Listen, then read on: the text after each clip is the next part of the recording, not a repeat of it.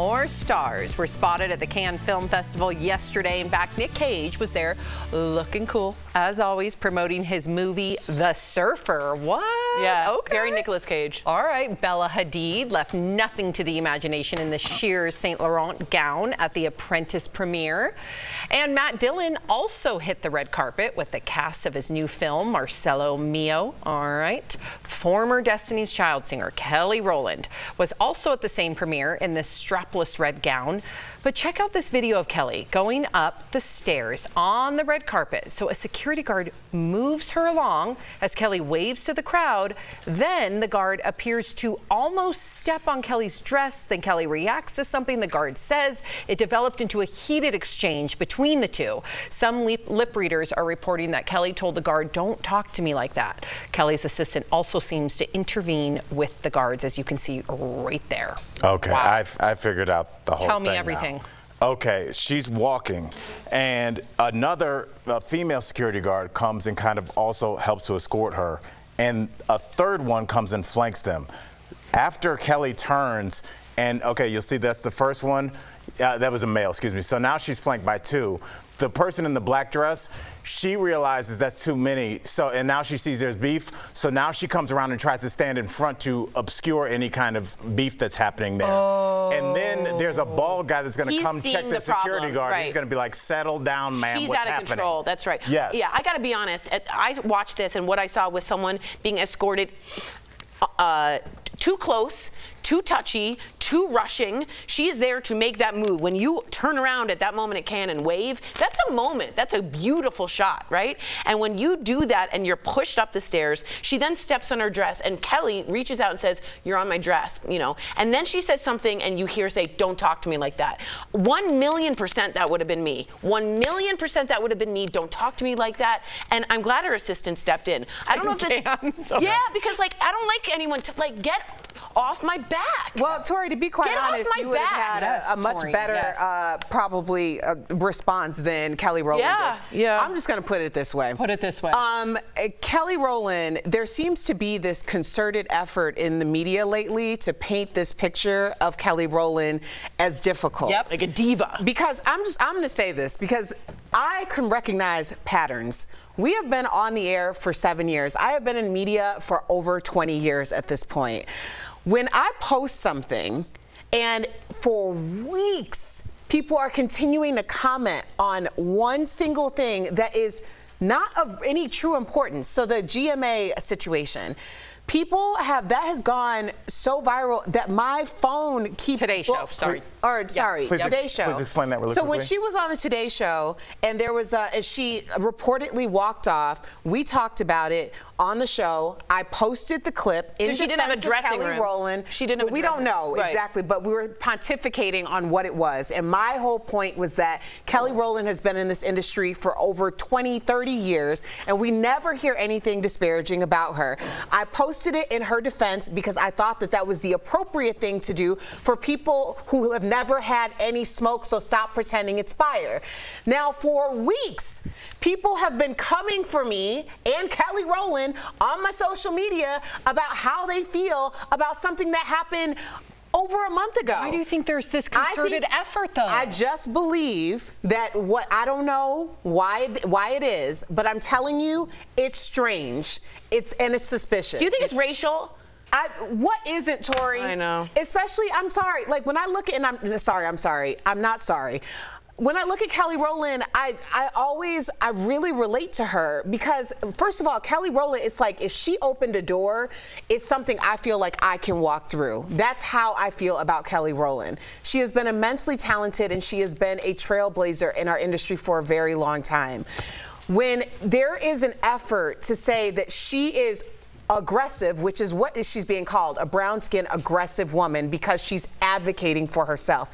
And I can tell you from very personal experience, people don't like that. They don't like the idea that a Kelly Rowland or me sitting here has the audacity to advocate for ourselves or to speak our truths. So when I see something like that, first of all, lady, you are way too close. 6 feet, stand back and give this woman some space. She was messing up the shot. Kelly's walking up the stairs right now. She has a train. That is a beautiful shot. She's waving back to the fans. Look how many people I bet you around there would her. have been so many photographers who would have loved to get that shot. She overstepped, and Kelly checked her, and she felt like she didn't deserve to be checked, or Kelly wasn't the one that should have checked her. Back off. I Just know. back off. Well, thank you for that, Erica. Yeah. Fully in agreement with you. Okay, let's talk about Apple Music because it has come out with its top 100 albums of all time. Here's what took the #1 spot. Watch. You know you better watch out. Some girls are only about that thing, that thing, that thing, that thing, that thing, that thing. Woo, Lauryn Hill's The Miseducation of Lauryn Hill is Apple's choice for the greatest album ever made. In fact, it beat out Michael Jackson's Thriller, The Beatles' Abbey Road, and Purple Rain from Prince and the Revolution. Some other classics also made the list, but let's see if you agree with their ranking. Fleetwood Mac's 1977 album, Rumors, came in at number 11. Beyonce is on the list twice. Lemonade took the number 10 spot, and her self-titled album is at number 36. Stevie Wonder is also on the list twice for Songs in the Key of Life at number 6 and Inner Visions at number 44. Nirvana's Nevermind came in at number 9, and Taylor Swift's 1989, Taylor's version, took the number 18 spot. Adele's album 21 is number 15 on the list, but some music fans might take issue with the album that ended up at the bottom of the list. Take a look at the classic album and song that came in at number 99. Watch. Welcome to the Hotel California. Such a lovely place, such a lovely place, such a lovely face. That's disgraceful. They came in so late. They're Eagles. still top 100. Yeah, but the Eagles, Hotel, that is an icon of It is. American 1970s sound of Southern California. They made it a total genre for themselves. So I think they should have been way up. Yeah, I liked it. I looked at the top 100. A lot I of did my too. favorites. Who I was like, stood oh, out it's to on you? there. It's on there.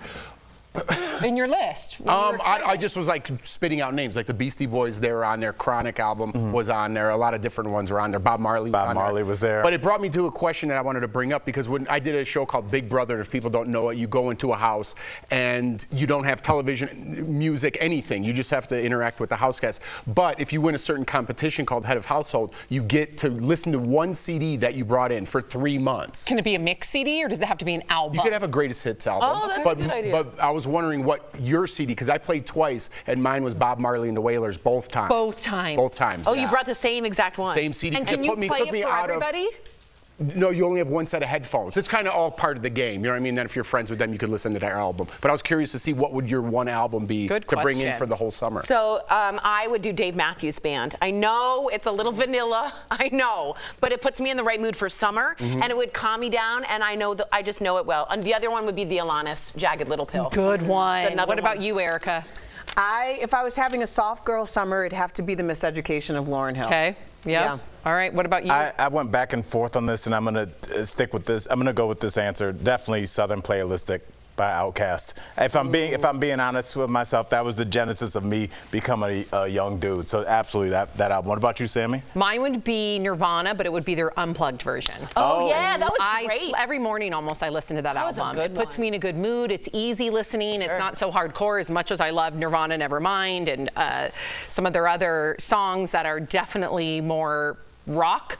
But the unplugged version, it's easy listening. And I feel like when you're in a house like that, Bob Marley would be perfect. You need something Yes. to kind of take you out of that moment, and you don't realize how special it is. But when you're in that house, you don't miss television, and the outside world starts to not exist, and that becomes your reality. And hearing music is really something that you're like, of all your senses, that's something that really changes how you feel. Wow. You know? So Now, when it you was listen really to Bob important. Marley, does it bring you back to the house? No, because when I was in the house, it took me out of the house. wow. You know, and so it put me hanging out with my family, my friends, summers, just good things, no matter what was going on in the house. So it's really important. It's really strange. It's a really interesting, Jeff, I got to ask you really quickly. Did you let Jordan hear? I was just going to ask Of course. that. Yeah, was that? course. Is that like your song now? Because that's like a Well, didn't crazy you have a bonding baby moment. to Bob Marley? Yeah, our second baby. Delivery. The Yeah. delivery was too. Oh, right. The delivery.